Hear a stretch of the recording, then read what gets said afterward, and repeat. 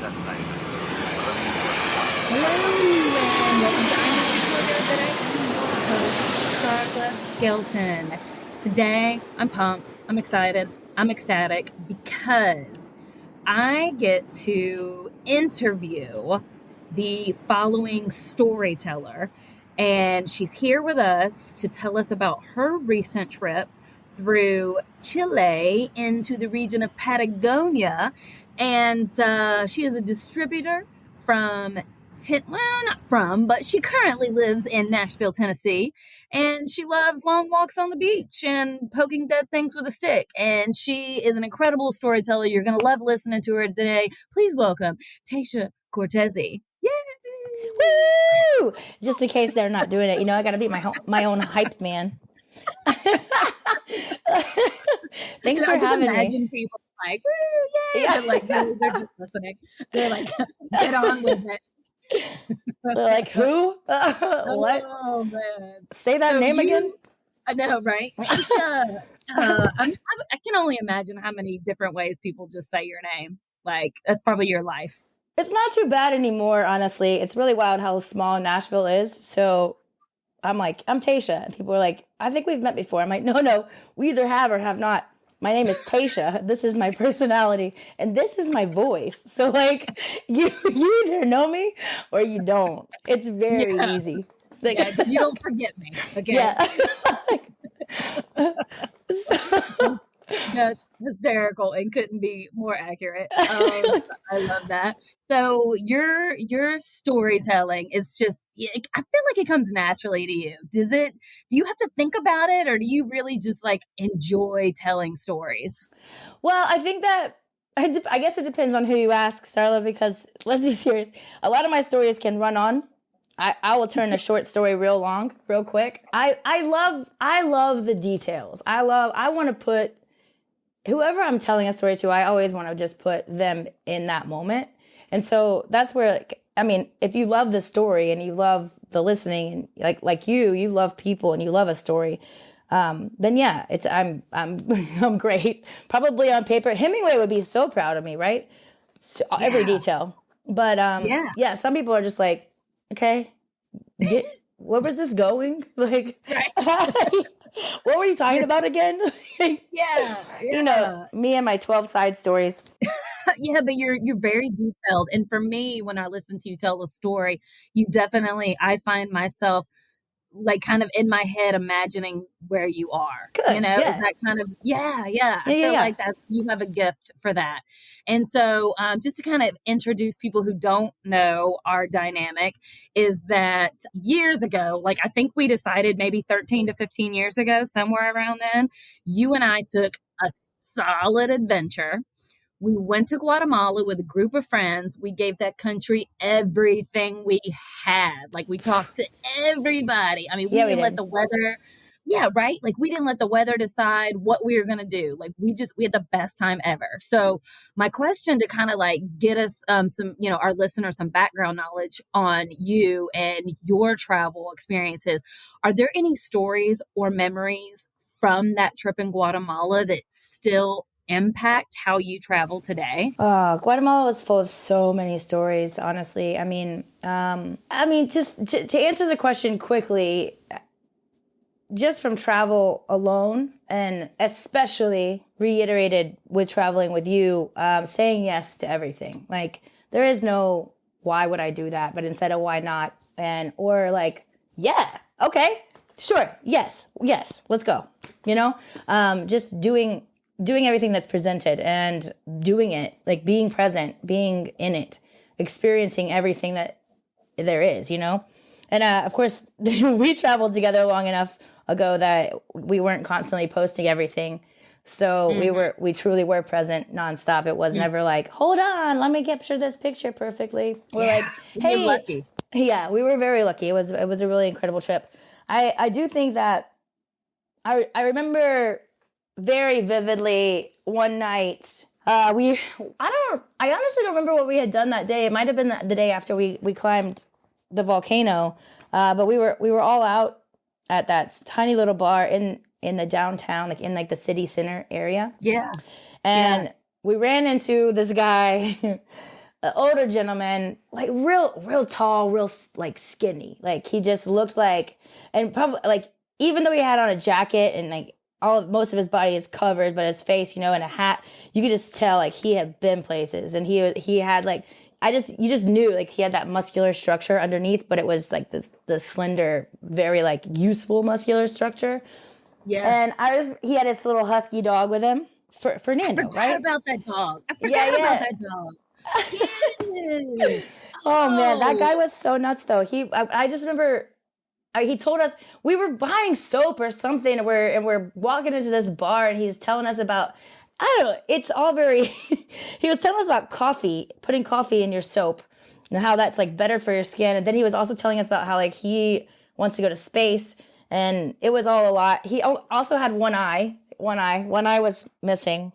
I never asked about the eye, but he didn't follow us into the bar, but he ended up coming into the bar much later, and you and I were the two that were like, Fernando, Francisco. That was Francisco. Yeah, we were like, Francisco, come here, like meet our friends. And of course, half people at the table are just, they're like, oh, you guys and strangers, like stop it. But so the dude sits down, and I don't know if you remember this or not, but he read my palms, and he like read my palms, and he was telling me all about like my lifeline, and like he got real deep, and he's like, I think that you have some kind of lung issue, and also but it's never going to stop you. Like you're going to overcome, and you have a lot of life to live, and you have so much places to go, and you're going to find, he's like, you're never going to find love, but you're going to find a lot of love along the way. And I was like, thanks, buddy. Wow. like wow, right?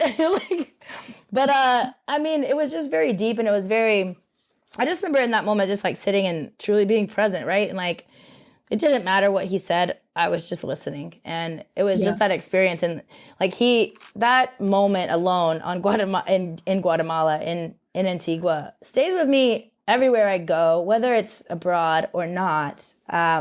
I'll talk to anyone, and I'd have never met a stranger. I'll talk to anyone and everyone. I am notoriously the person who makes a friend and comes back. You know, I like disappear for an hour and come back with 19 new friends and know all of their birthdays. And I'm going somewhere on a carnival ride or something tomorrow with one of them, you know, like it's just, who knows what's going to happen. But yeah, just like learning that the people is also part of the travel. And to me, the people has become like some of the best part. It really is. And it baffles me how some people, and I'm not knocking, you know, people who are shy or really do struggle socially to meet people.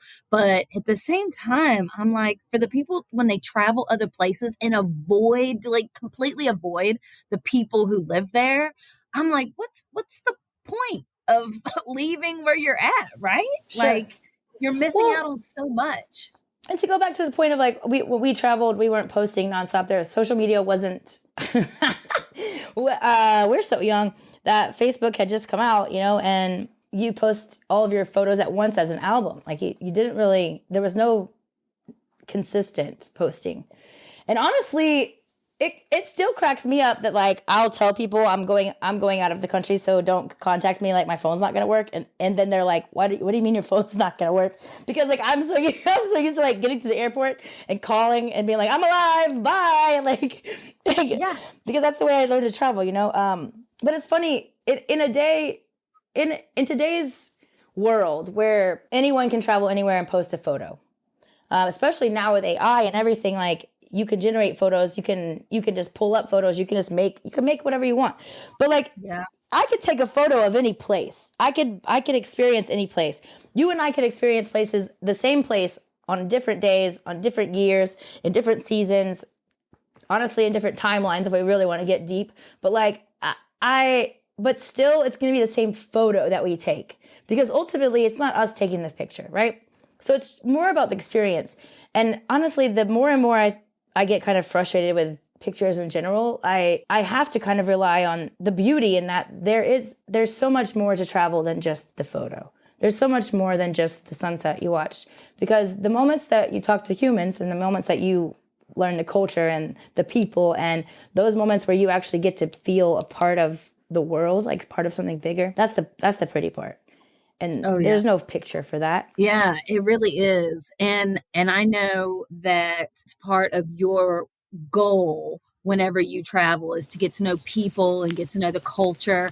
For And sure. so, yeah, for sure. And so I know that you recently did a 10-day traveling and explored the Andes Mountains and made your way to the region of Patagonia.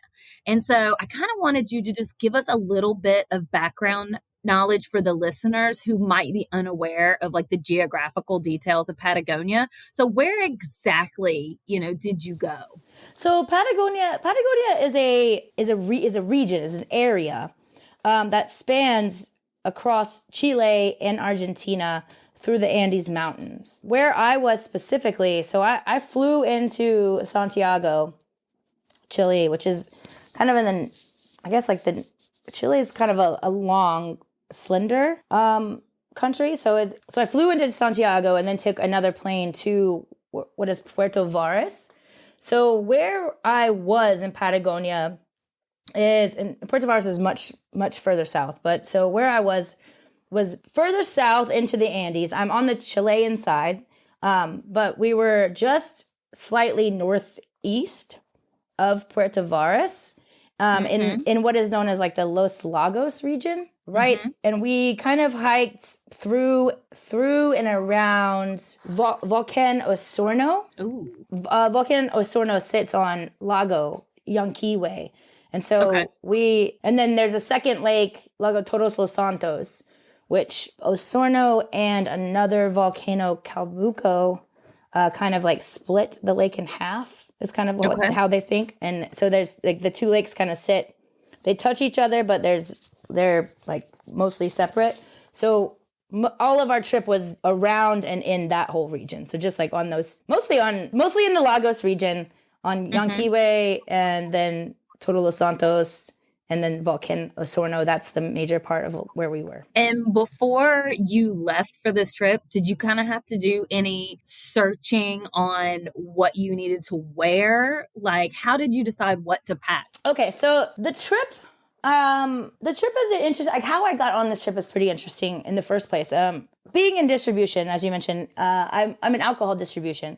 And so I am the liaison between a supplier, which is the person who makes and creates or represents the maker and the creator of a spirit or a winery. I'm their liaison to the consumer, to the bar owners, to the hotel people who run the hotels, to truly like the person who gets to have, or they want to have their product in their bar, in their establishment. So with that job, you obviously meet a lot of people within the booze industry, right?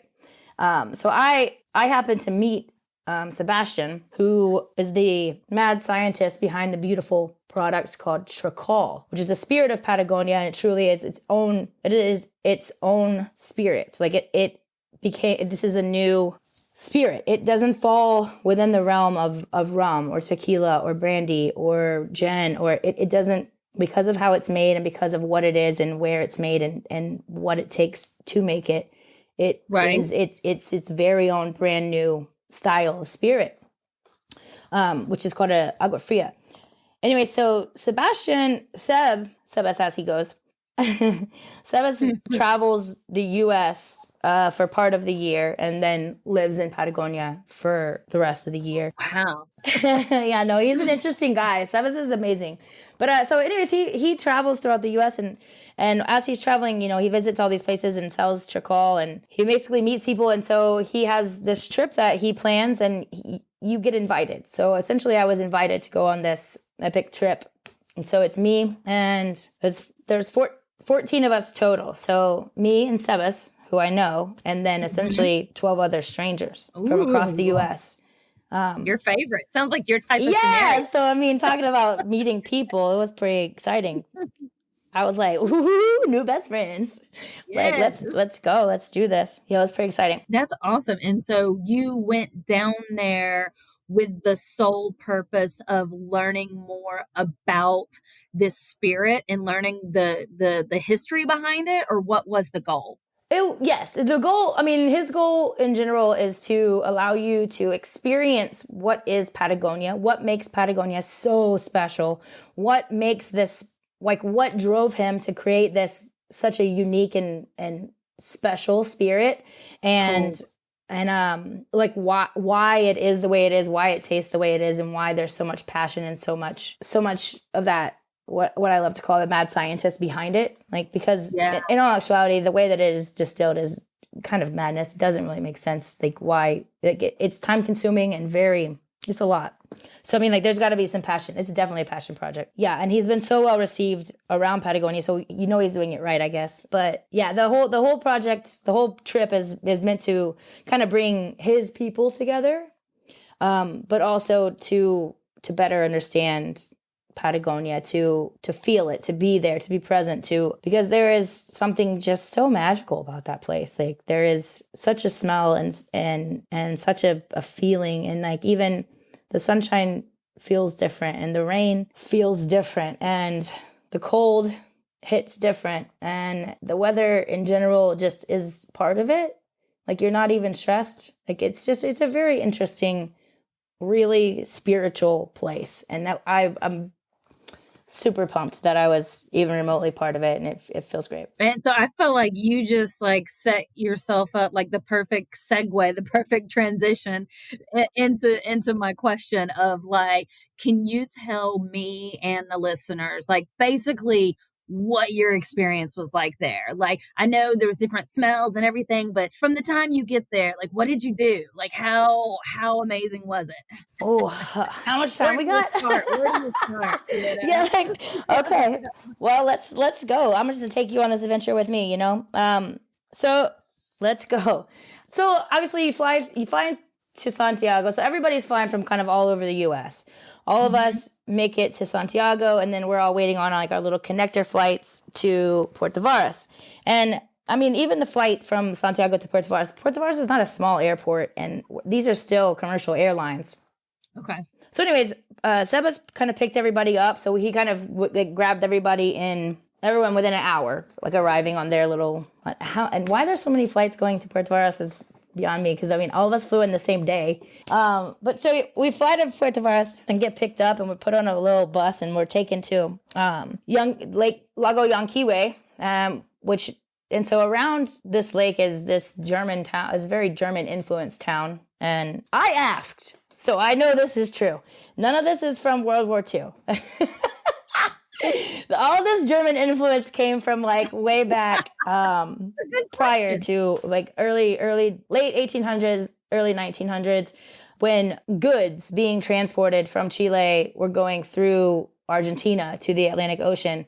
And there was just a lot of robbers and such, like in the mountains, in the Andes. And so like all these wagons holding goods trying to get to a boat in the Atlantic Ocean would get robbed. And so, I mean, it's just a really dangerous gig, transporting goods way back in the day. So Chile and Argentina kind of got together, and they were like, yo, you know who does like infrastructure really well? Germany. We're going to call them up, and we're going to give them incentives like to come over. So basically, like, all these Germans came over and started like helping them build this like infrastructure in like a city style like ports along. And so goods were able to move now from Argentina through Chile, which is a much shorter trip, but then it goes to the Pacific. And so then of course, like, they can move from there. Basically this area that we were in became this kind of like thoroughway for goods to move. And so a lot of those cities are very German influenced, down to even like the shingles and such on the roofs are all wood. So it's very cool. Like, it's a very, you're not really sure where you are. Like, it's beautiful, just like mountains in the background, this gorgeous lake. You're kind of like in kind of hills, but everything is forested. There's just so much life around you. And then you're in this little tiny Germanic town that you're like, oh, are people going to come out dancing in clogs, or like, what, where am I? You know, like it's just, Yeah, it was just really, really interesting. But so we spent the first night in a hostel there, kind of meeting each other and getting to know everybody that we're about to embark on this super crazy adventure with. And we go out to dinner and everything. The following day, we're taken out to go whitewater rafting. And honestly, I continuously forget that we went whitewater rafting because like that's how intense the rest of the trip was. Like this whitewater. Now, let me just explain. Like this whitewater rafting was the best whitewater rafting I've ever done in my life. And like you and I have done multiple trips whitewater rafting on multiple different rivers. So like I've got whitewater rafting under the belt. You know, like I've done the Ocoee where the Olympics happened in Georgia. Yeah. You and I did the river in Costa Rica, that the longest river ever. Yeah, Pequade, I think was what it was called. Yeah, it was on, but that one's on like National Geographic's like top 10 list of places of rivers you have to whitewater raft. And then this, I honestly don't know the name of the river, but I do know that the area that we like were dropped in is called Petroe. This river, so we're there in November, which like is the end of their winter, moving into spring. Okay. Yeah, or like mid-spring, I guess. It's that's fall for us, so it's spring for them. However, moving into summer, it should be late spring. Right. But so for whatever, I don't know if it's like normally a super rainy season or not, but we got a super rainy week, and it rained and rained and rained up until this part, and it was also they had so much snow like in this late time of the season. And not only that, I mean like their winter snows on the volcanoes around are melting, so like everything's coming down, so the river is much higher. And so they kept telling us, these are class 3 rapids, these are class 3 rapids. And we were going on them. And let me just tell you, there's no way in hell those were class 3 rapids. Like if they weren't class 5, then I have lost my goddamn mind. Like listen, I was on a tiny little raft that only held it truly only held like 6 people. There was 5 of us on there, and I'm sitting in the front, and it's me and another girl, Amanda, and she's smaller than I am. I mean, the girl weighs probably like 103 pounds soaking wet. And trust me, she was soaking wet. Like we were in full wetsuits, and we were up it like there was times where the guide is like paddle, paddle, paddle, and I'm like over the side trying to reach the water because that's how airborne we are. And I was just like, what paddle what? Like this is crazy. And we would hit waves, we would hit these rapids, and like the whole wave. I don't know how none of us fell off. I don't know how the raft wasn't totally underwater at any point. It was wild. It was the most thrilling and exciting, and I'm so glad it only lasted about 45 minutes because I don't know how long my adrenaline does last. Like I don't know. It was awesome. It was freaking amazing. But also, I mean, like, that's why it's so wild. I continuously forget that I even did that because, like, that's day 1. You know, the rest of the trip just gets outrageous. Yeah. So we do this. So we're supposed to go up to the top of, like, up Mount Osorno at this point. We're going to stay there for 2 days. At this point, we're going to have like a little home base for a couple of days before we actually go on. Our trek is only 4 days. Where we were staying for the next couple of nights is actually a rescue ski lodge. So the people who live there, they live there, and they actually go out and like will rescue people from the mountain, like people who go out and ski or go out and, you know, do something crazy and then they get stuck or whatever it may be. Yeah, they actually will go out and rescue. And so the people at this little lodge actually truly live there. Teskey Refuge. So we're supposed to stay at Teskey for 2 nights. So we're gonna get there. This is after leaving the whitewater rafting, right? We're gonna get there. We're gonna party tonight. We're gonna have this big dinner. Okay. We're gonna have like, woo! Now we all know each other. Like, we're excited to be here. This is super exciting. We're on the top of this mountain and we're all high on so many different levels, you know, like just like high on life, truly like high in altitude. And then the next day is supposed to be like chill, go skiing, go snowboarding, like hang out, do whatever you need to do, because that night you're supposed to be in bed by like 8 p.m. We're getting up at 4 a.m. the following morning to go on our trek, right?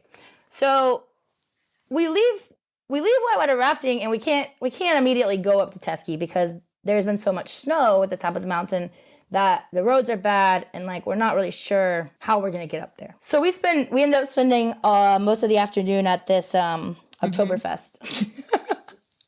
Like just like having a blast in a tent, like listening to all kinds of, music and watching like a whole festival go down and just drinking beer and being little tourists, and it was fun.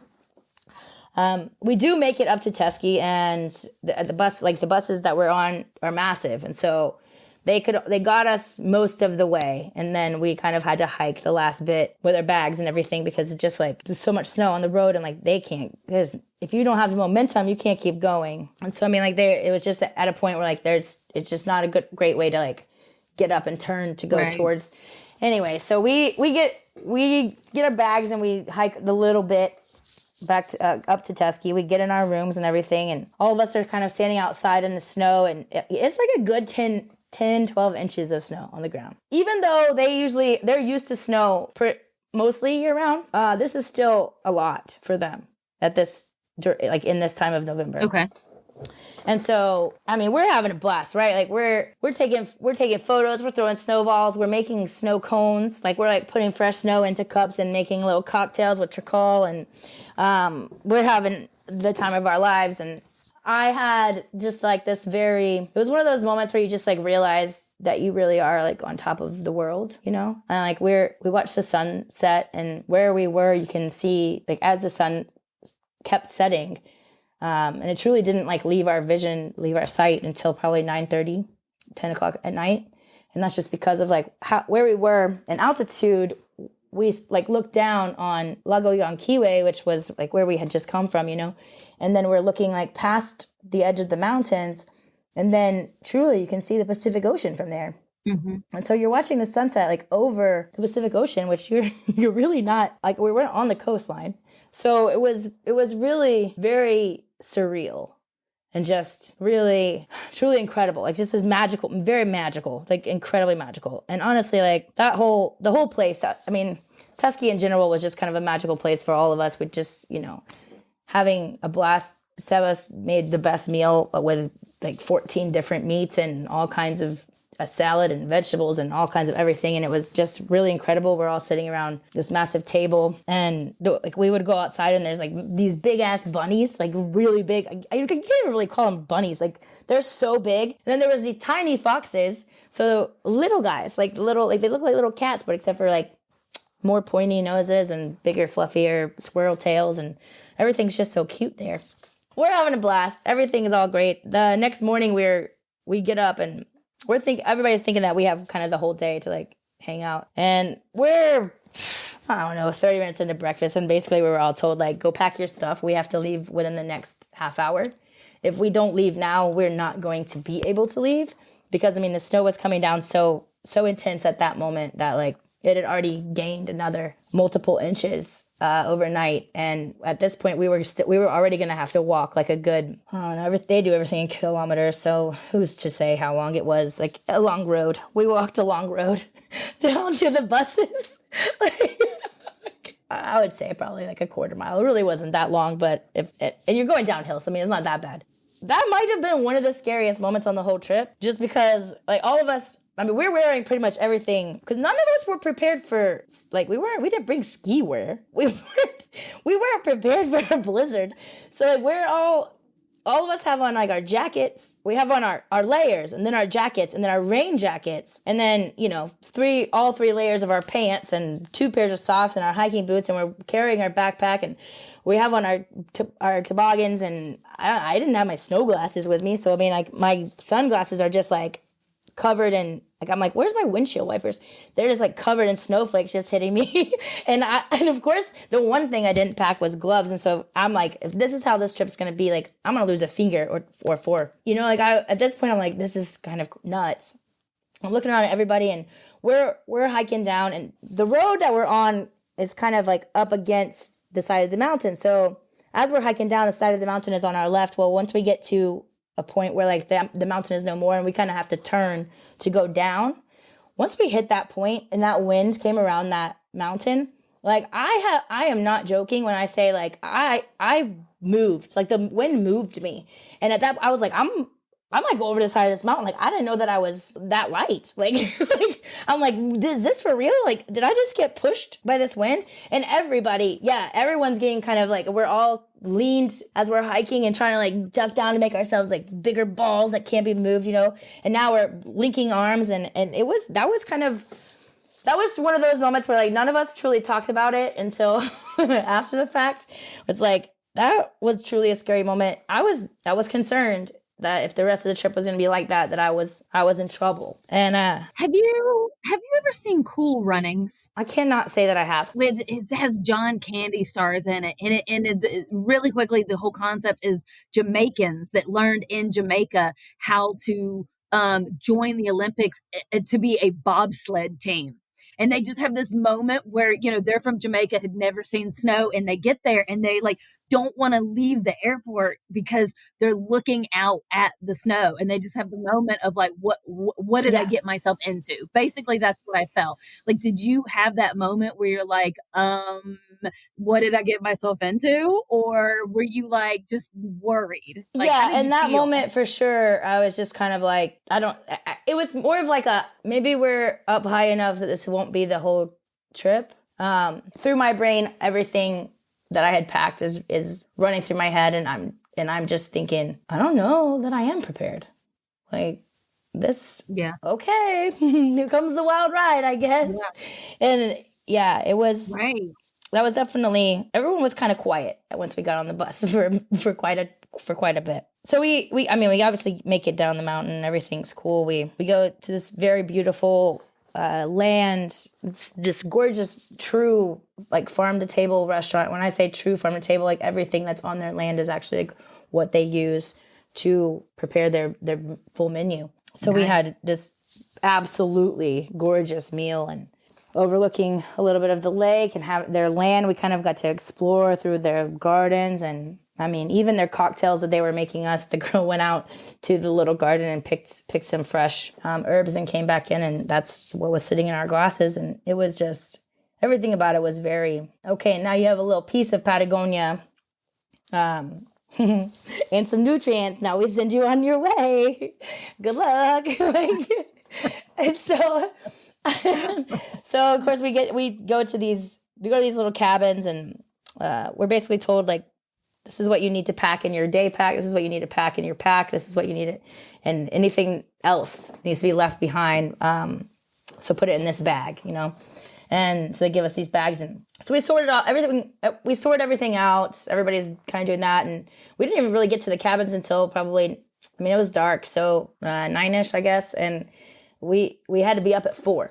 So, everyone's like, okay, well, I guess we have just like, let's go to sleep. Like, we don't really know what to expect in the morning, So we get on the buses the next morning, and you can feel like in the air, there's this like super excitement, but also this like, okay, like here we go. Like this exciting fear, I guess, that was just exuding from everyone. Like there's just, you can, the adrenaline, it was palpable. Like it was truly like, it was so like the air was just so thick with just emotions and almost pheromones of just like, okay.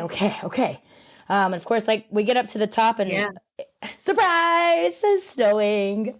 So it is snowing, and we start our hike in a couple of inches of snow, and we are going up through like the little crevice between Mount Osorno and Cabuco, and we're like, the last time that the volcano had erupted in 1983, I want to say is when they said. But so the last time that it had erupted, it created this like little thoroughway down to the lake where the volcanic soil was. And so we're hiking up through, it starts as like 3-ish, 4-ish inches of snow, and it's really not so bad. And you're just hiking, but you're going up, you're increasing in altitude, and it's also still snowing on you, and you have all these layers on because you want to be warm, and you're trying to protect yourself from getting soaking wet from the snow, but also you're hot. So it's just definitely, of all of the entire trip, that was the first hour of the trip was the most uncomfortable for me.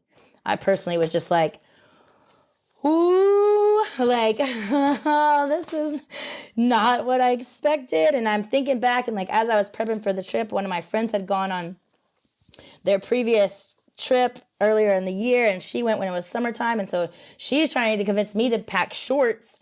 And I'm like, maybe it's probably best I did not pack shorts, but also like this is a wildly different trip than what you were on, babe. You know, like all I could think was those sketches on SNL with Kate McKinnon, whoever the guest is gets abducted by aliens, and their trip is beautiful. And I'm thinking that I'm like, man, my version is definitely Kate McKinnon's version. I'm like, that is not what happened to me.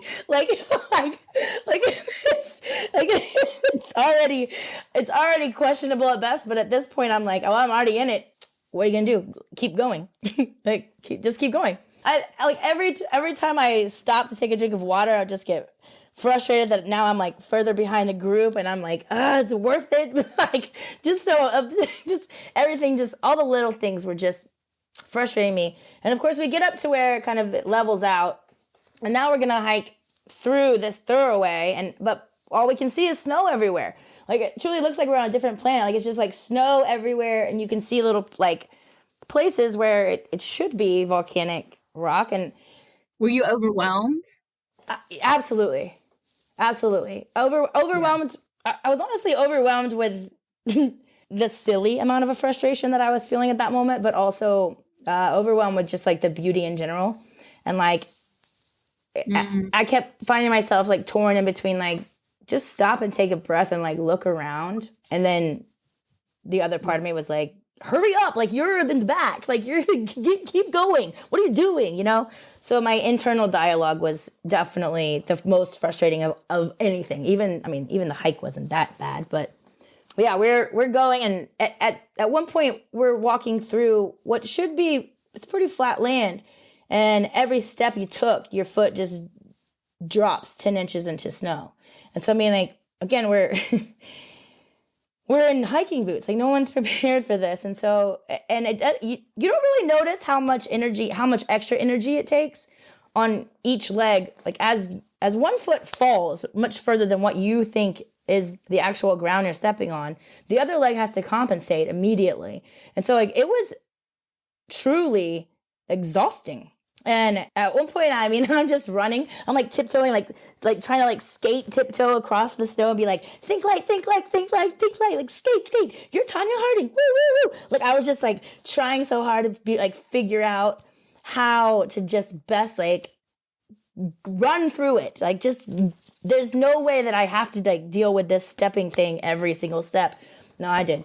So that was, but I mean, in all actuality, all the snow, once we got through kind of like the majority of that thoroughway, and we kind of stopped for a snack and like a overlook, and the ground started to turn much more to volcanic rock as we kept on hiking. And even the guides at this point, they were like, she says, I just did this hike not even 2 weeks ago, and it was so much easier, and there was no snow, and this is wild, and you guys are doing great, like, awesome job. Don't forget to eat some snacks. Like, let's all eat some protein bars, or like get out your nuts. Like, let's eat some nuts and trail mix. And so she's just like cheering everyone on, being the best. And so we keep going. And at this point, we can kind of see the lake, like where our ending point for this hike. And we're supposed to be there by lunch, by noonish. So we're hiking down, and like it turns from like volcanic rock, and like I don't know if you ever hiked on volcanic rock, but like as you're stepping and you're on an incline, at some point I was just kind of surfing down, like just being sideways and just kind of truly, it's not sturdy ground really. So, and we all had trekking poles, but this is day one, and I'm truly thinking to myself, like, this is day one, like my ankles are going to hurt after just today. Like, what am I going to do? Like, this is wild. But yeah, so we just kept going. And we eventually were out of kind of the volcanic rock. And now we're in like what is a mini little rainforest. And we're hiking through all of that. And we eventually make it to the lake. And of course, we're an hour and a half-ish late. And this is where they hand us wetsuits. And they're like, or not wetsuits, but dry suits. Essentially, it's like it looks like what is like a windbreaker, but it's a full you put it on over like your shoes and everything because it covers up your feet too. And so like your pants come up to like the middle of your rib cage, and then you pull on your little windbreaker top and it like suctions to the pants, and then you like pull it all down so that essentially it should keep all water out. Whereas a wetsuit will actually absorb that water and like hold it onto you, you know? This keeps everything. So in theory, you should stay completely dry. So we're given these suits and we're given paddles and we're greeted with all of our kayaks. And here's the thing. There's 14 of us plus 2 guides. So 16 total. And then there's 2 guides, Pepe and Volta are on the boat. So we were able to like get rid of our backpacks. Like the backpacks go on the boat. So really you're just taking kind of your water bottle with you on the kayak, which is really nice. I kayak on a regular basis. There was probably, right, 5, 6 other people who have kayaked before. But so there was a lot of people who had never kayaked. And granted, this first day wasn't that hard. Like it was very mostly placid lake, and we were just going kind of smooth sailing like around, kind of following the land so that we didn't get caught in too much of the current or anything. But I mean, like, so they had asked us to kind of choose our partners for the kayaking. Like that's your partner for the whole trek. And there was a girl, she had been in a motorcycle accident. She had a deer on a motorcycle, like her versus a deer. Whoa. And she fractured her spine and her wrist. And while she had been cleared, her doctor cleared her for the trip, the wrist was still not healed. I mean, it's only, I want to say she was like 8 or 10 weeks out from this accident. So like, and I was like, dude, I have all the kayaking skills. I truly do this. Why don't you just be like, you be in front. You're light enough. I got this. I was like, if you feel like you're paddling, feel good. If I need help, I'll be like, hey, do what you can. But for the most part, why don't you just chill up there and take some photos? And like, if it hurts, I'll make sure. And I'll make sure I paddle harder on whichever side hurts. Like, don't overdo it. This is only day 1. So she's my partner. And the first day was pretty easy kayaking. Like it was easy stuff. Everybody's happy and like smooth sailing. But it's probably a good 2 hours in the kayak, I guess, to go over to our spot. And so every day on this trek, everything that had been previously planned as like what we were going to do, where we were going to stay, where we were going to pitch tents, where we were going to camp, everything was changed daily because of the weather, because of the wind patterns on the actual lake. Because I mean, we're having to kayak from one side of the lake to the other, and even like the amount of rain, like there's only so much rain that we can't be just like out in the middle of the woods pitching tents and it's like pouring rain. And what are we supposed to, like, how do you cook in the rain? Like certain, like just little things like that. Like, so they kept kind of trying to keep up with the weather, like what Mother Nature is doing. And so our plans just changed consistently. Every day we got a pep talk from Pepe, aptly named. Pepe is the best. But Pepe would be like, okay, guys, like, I know we said that this, and this, but here's a new plan, And so we just went with it. Yeah, you had to be flexible. But with that flexibility and with that consistent kind of like, who knows what's going to happen. The first 2 nights we actually ended up we were able to stay in cabins. So we did have heaters, like they're like fire burning stoves. So you just like put fire and you have to keep putting fire in to like heat the cabin. So I mean, like we did have like some really cool amenities and like a super, super restful place to actually truly rest for the first 2 nights, which was really awesome. Like the first night, especially, like it was cold outside. We were trying to keep, this is our clothes for like the wet clothes. Like these are the clothes that can get wet constantly every day. And these are the clothes that I would put on every night and like try to keep dry in. And so like having that dry space, having that dry place to like sit and be warm and have a cocktail or some hot tea and just talk and share dinner together and like everything it was really nice. It was truly, really nice. I don't have any complaints about that. And I mean, even both places, both cabins, the first 2 nights had hot tubs. So I mean, like once we got there, we would like prep the hot tubs, and of course that's fire burning as well. So you're putting all this firewood in, and lighting it, and it takes a good 6 hours for all the water to heat up. So I mean, like you do it first, and then you're waiting, and it's still 10, 11 o'clock at night that you can finally get in, and this is nice. yeah, it was, but those, having those places to rest our heads was really, really cool. The land that we're on, so the Mapuches, that's the native people of this area of Patagonia. And so in order to be on any of this land in general, you have to be Mapuche or be invited by Mapuche to stay or to be part of the land. And so Walter, one of the guy who drove our boat and was on the whole trek with us, he is Mapuche. So I believe the first night we ended up staying on like his family's land and like one of their cabins, which was really cool.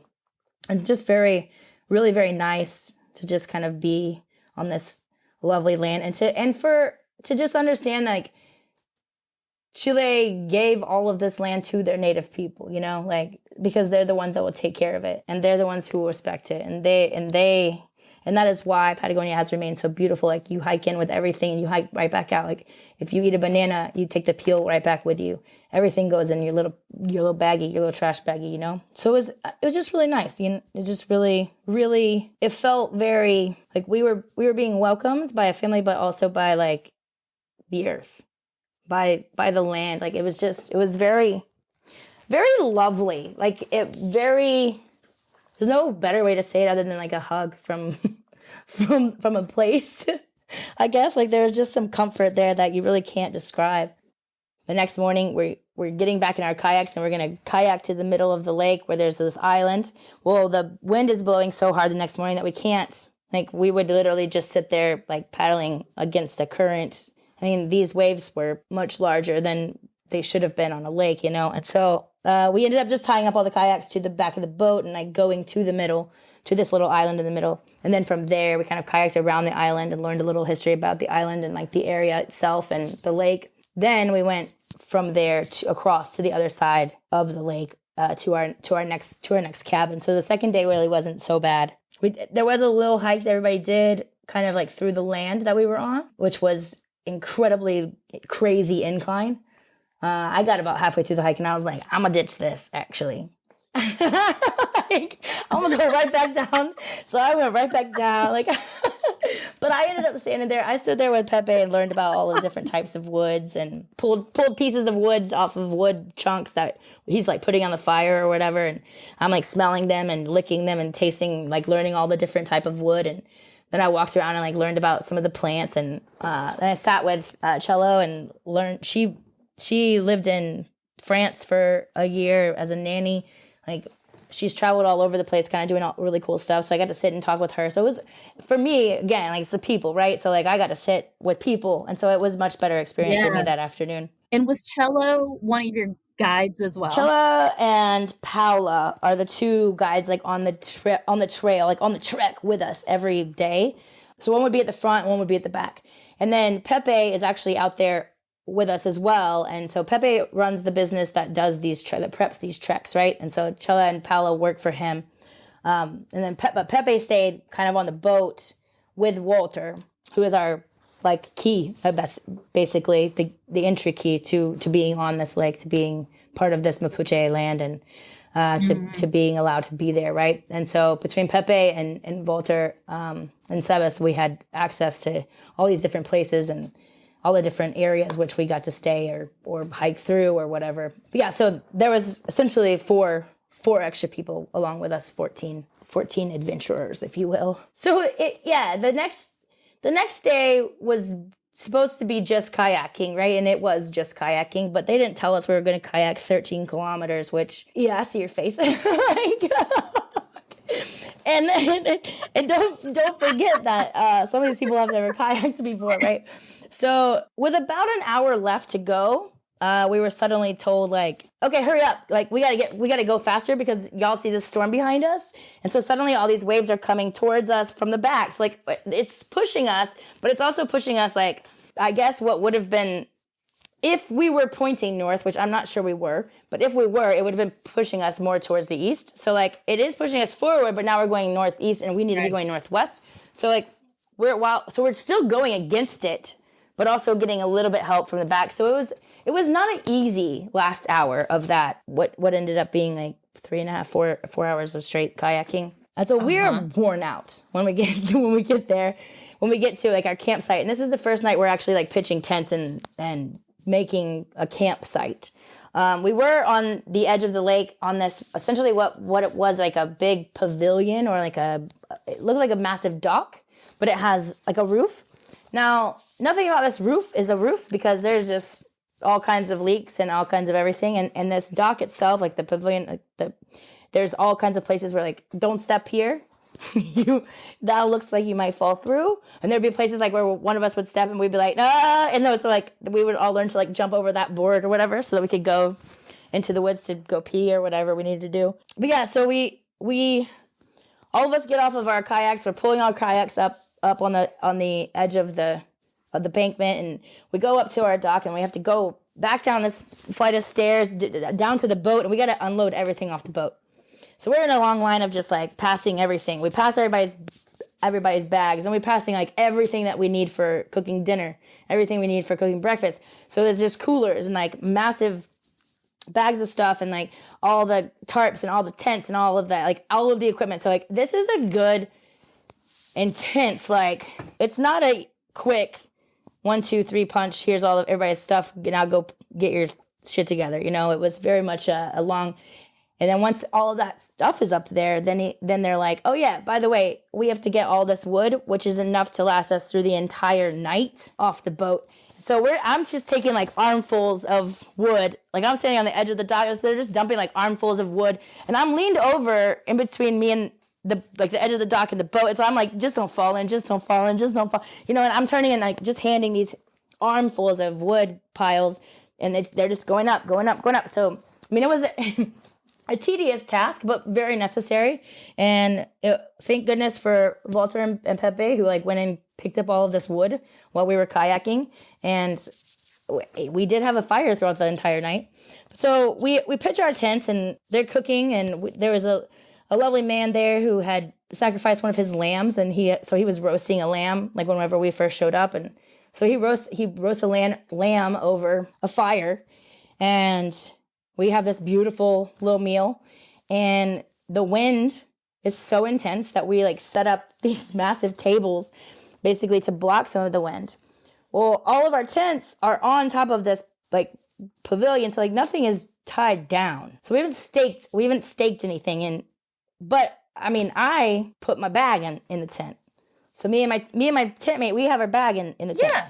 Well, not everybody put their stuff in the tent, because they're small tents and there's 2 of you in there. And so, I don't know, we're about halfway through dinner, and all of a sudden this huge, massive gust of wind comes through, and here goes tents like up in the air. And so everyone's running and grabbing tents like over the side of this dock, like pulling tents back down. Like it was, when I say wind, I mean like you would have thought that we were like about to receive a hurricane, or like it was outrageous, like the amount of wind. We had to set up tarps that blocked, and then like tables that blocked that, and then we had a whole setup that was it was wild. And we had this massive bonfire in this huge like pit, this little metal pit, and most of us just sat around that for the evening, having drinks and telling stories and making jokes. And at one point, Chellis, she's like, Tasha, are you okay? And yeah, why? She's like, you haven't really said much. I was like, oh my goodness. I said, I'm so sorry.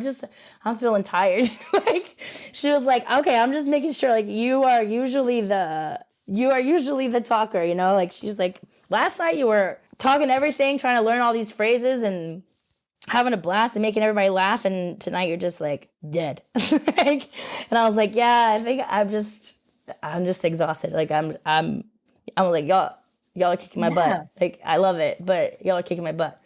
So, I mean, I ended up going to bed pretty early that night. So the next day is our hike out. Okay, this is supposed to be like a 2.5 hour hike. So over the last couple days, it has not rained consistently, but it has rained. And again, like, we'll remind you that the snow that had fallen, that was, a whole foot of snow that shouldn't have been there.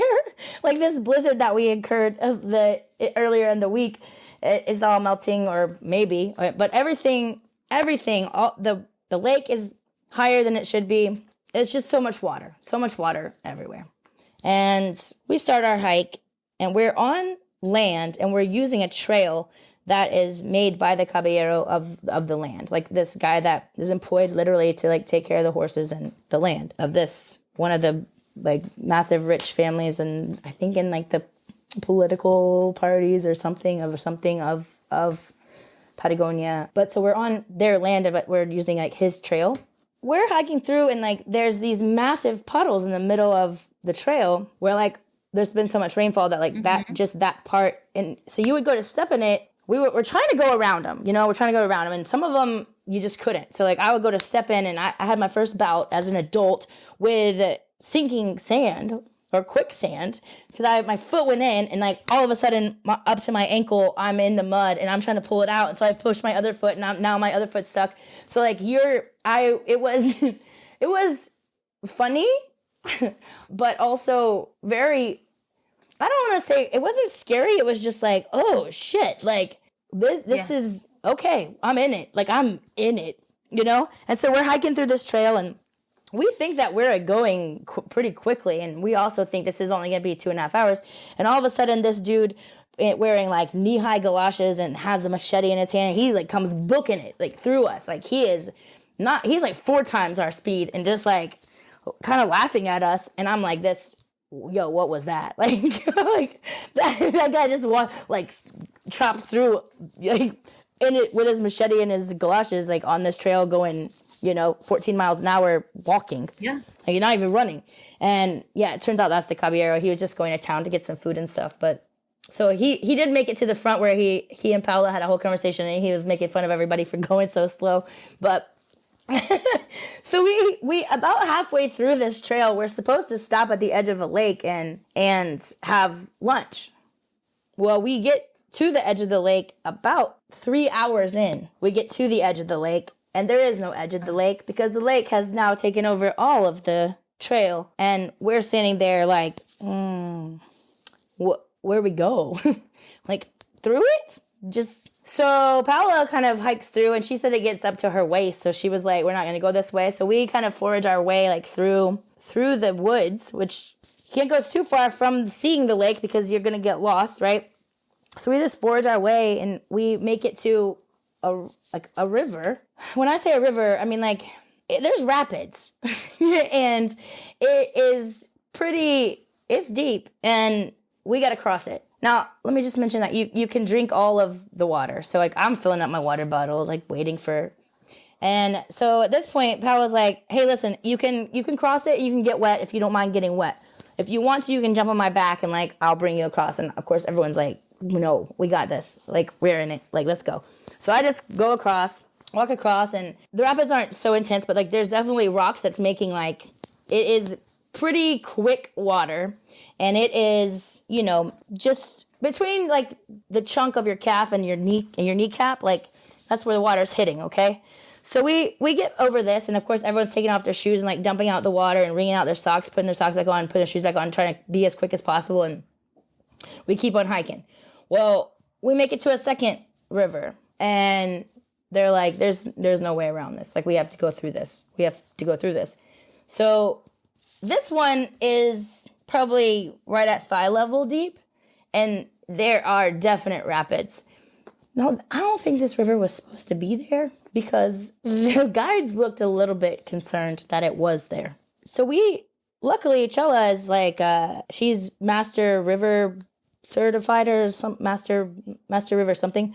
So she has us like locking arms like into a chain with 3 people at a time, and we're using our trekking poles. So you push your poles down, and then you're moving like as a chain. Well, having the 3 people together keeps you sturdier, but also having the poles, you know that you're sturdy. So like whatever you step, you still have that to kind of keep you up should your foot be on a rocky ground, right? We make it across here, and we're like, while everybody's going, of course, at this point, like we're all staring at this lake, and like before we are going across it, Chella and Paola are walking up and down like the riverside, and they're assessing, and this is when it just starts hailing. Like I look at my arm, and like on my little rain jacket, there's just these pellets, like the size of Dippin' Dots. You remember those? Of hail, just hitting. And so we were like, Wow. Just when we thought we were badass, we're like on our way out. Like, no, no, no. No, no, no. You gotta cross this river. Also, here's some hail. You haven't had this type of water yet. It's been rain, it's been snow. You want this? Here's some ice. Like, so so we're all like, what in the world? Like, we're laughing, but we're also just like, okay, bring it. Like, let's go. So we cross this river. We get to the next river, which is supposed to have a bridge. We can't find the bridge. The bridge isn't there. So we go across this river as well. So, I mean, we've now crossed 3 rivers that have been anywhere from calf height to, thigh height. And I don't know that we were truly supposed to be crossing anything that intense. It was definitely not the same hike that they had done. 6 hours total later. By hour 5, every step I took, I was using my trekking poles, and I truly was thinking to myself, what if my leg gives out? Like, what if it won't, like, push me up one more time? But it did. And it was at the point where, like, at the end of a workout, where you're like, okay, I can do, like, 6 more of these. I can keep doing squats for, like, another 3 minutes. No, like, I was like, ooh, these glutes are gluten. And these calves are definitely calving. Like, everything is working. And I can feel every single muscle. You have so many emotions coming through in your story. And I love hearing how excited you were and just how passionate you are about just being in that moment that you had. So my question to you now is, have you had enough time since you've been back? Because I know this was a pretty recent trip. But have you had enough time to sit down and really let the effects of that trip sink in? At this point, I have processed. I feel like I'm still reaping benefits. It's almost so spiritual. The whole experience, the whole place, honestly, is so truly unique and very magical and very indescribable. Like, it's really cool. Do have this one book from a British travel writer, Bruce Chatwin. And he wrote about his travels to the region, and it's called In Patagonia. And I think it was written in the 70s. I need to look at the copyright, but I think it's an older book. And so in the book, so he has a passage in his book, and it says this: I climbed a path and from the top looked upstream towards Chile. I could see the river glinting and sliding through the bone-white cliffs with strips of emerald cultivation either side. Away from the cliffs was the desert. There was no sound but the wind, whirring through thorns and whistling through dead grass, and no other sign of life but a hawk and a black beetle easing over white stones. And as I read like that passage, I really legit thought to myself, man, this person is feeling that moment that they are in. Like, he was so present. And not everybody allows nature or, traveling in nature or just being outside. Honestly, not everybody allows nature to affect them like that. So I know that you're a writer and an artist. So did you let nature in Patagonia have an effect on you? And do you think it makes you a better writer to have those experiences? That's really lovely. That's perfect detail. That's the kind of detail. Yes. I do use when writing, because I do want to remember everything that I felt, everything that I heard, everything that I saw. And I just take in every detail. So I'm processing it all, but I want to make sure I do remember, like, that was that specific moment, So to be able to describe it is I feel like so much more powerful, as we just saw from Bruce. It's a little bit more, because you get the emotion. It's not just colors and pretty, but look how cool this is, or like, look how like wildly shaped these mountains, or oh, look at this. Like, of course, there's plenty of photography that is necessary and beautiful and absolutely wonderful. And I do think that it is an art form. I just think that getting wrapped up in it, I've not been that person. And I just, it's amazing to me that I didn't really have my phone on me a lot of the trip. However, the pictures that I did take, there's really only a couple that I continue to show people, because they're just like those powerful moments that you're speaking of. This is true. This is beauty. This is peace. this is the magic of like Earth. This is the magic of Patagonia. It challenged everything, you know, my whole being. And even if it squelched a little bit of my writing, because I didn't really know how to even remotely get some of those feelings down. And I mean, I had taken a tiny little sketchbook with me too, and I really only sketched twice. So I mean, there was just so much there that I truly did want to be present. It just changed. It changed how I traveled, which is very weird. It changed how I documented. Like I was just being so present that I can still feel like I feel it, you know? It's the need to actually sit and be a part of those moments in Patagonia is totally real. And it I think that's where like I'm a better person for it. There's no way that it could have been better, I don't think. For anybody who does want to go and, you know, have always had Patagonia on their list, are there specific places or experiences that you would recommend? Or also, if you're like, hey, I should have brought gloves. Like, I actually did. I should have took gloves. I did not pack gloves. You want as little as possible. Of course, I will say I am so proud of myself the only thing in my entire pack that I did not use was a pair of shorts because it was just too cold. And the shorts were thrown in because Erin kept telling me that I needed to make sure you take a pair of shorts.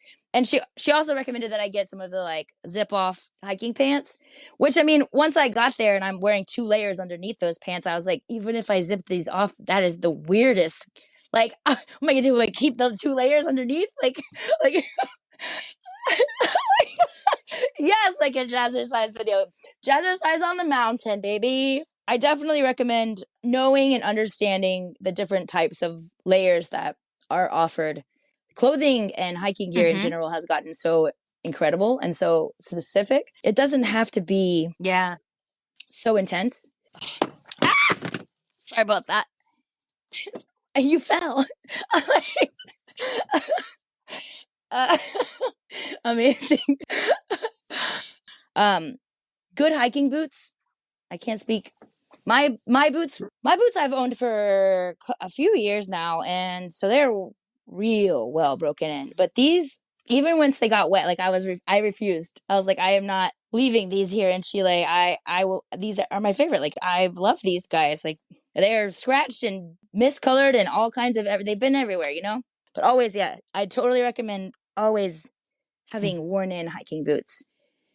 There's nothing worse than blisters.